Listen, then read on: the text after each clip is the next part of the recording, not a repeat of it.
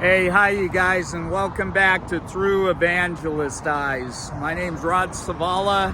I'm a street evangelist. We're going through the Bible, and I hope this is helpful for you getting a feel for being out in the public arena, and the subject being evangelism.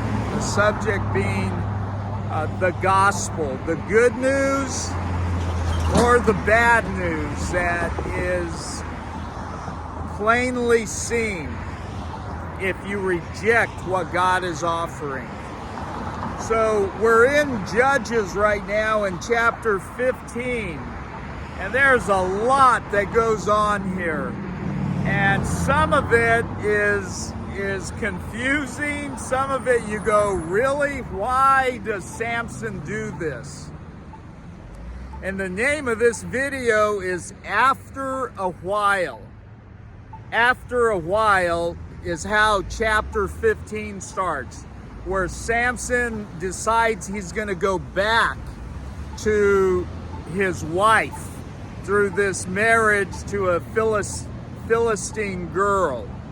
And I don't know how long that while has been, but when he goes back, it just gets worse.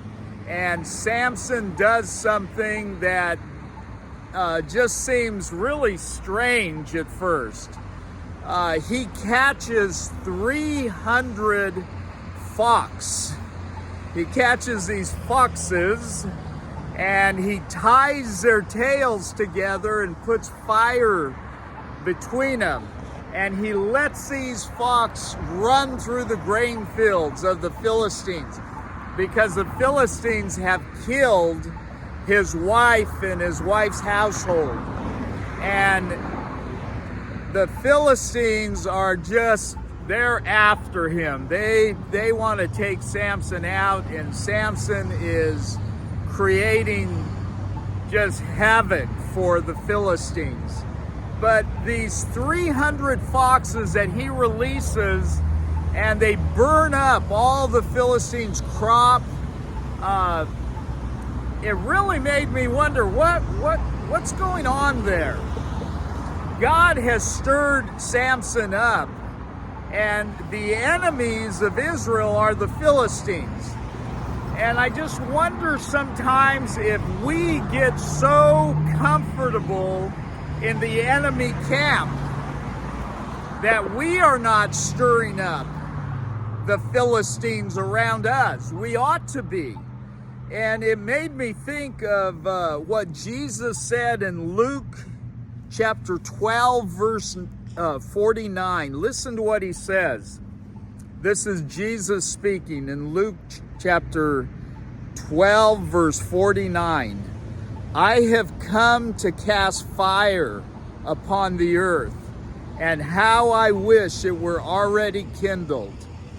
But I have a baptism to undergo, and how distressed I am until it is accomplished. Do you suppose that I came to grant peace on the earth? I tell you, no, but rather division. How are you doing in creating division? Now, I have created division before, and often in a foolish way. Division that has caused family members to say, I don't want anything to do with this. Division that has, because of my selfishness, division because of foolishness. It's not that kind of division Jesus is talking about. It's a dividing line that says you are with Christ or you are against him. Jesus said you are either gathering or you're scattering. So the division that Samson is making is pretty clear. He's saying, look, I am going to make it hard on you because you made it hard on me. And he actually says that. And again, it's a different kind of approach that we ought to have to the world than the world has to us. Samson says, as they did to me, so I have done to them. As they did to me, so I have done to them. Does that remind you of something? Jesus says, we are to say, he says, therefore, however you want people to treat you, you treat them. Little different than what Samson's saying. Jesus also said, love your enemies and pray for those who persecute you. You know, right now you can clearly see that God has a love for his enemies. The entire world, God didn't give up on. And we had gone from friend to enemy. And yet he didn't give up on us. Amazing. This selfishness that Samson sometimes displays is so strong. Physically, Samson was the strongest guy in the room and out of the room. Samson was strong. The Israelites, 3,000 of them, the Philistines asked that they will bring Samson out. 3,000 of them go to bind Samson. What's that tell you? If I thought somebody had to send 3 guys to take me out, I would be really proud of that. Wow.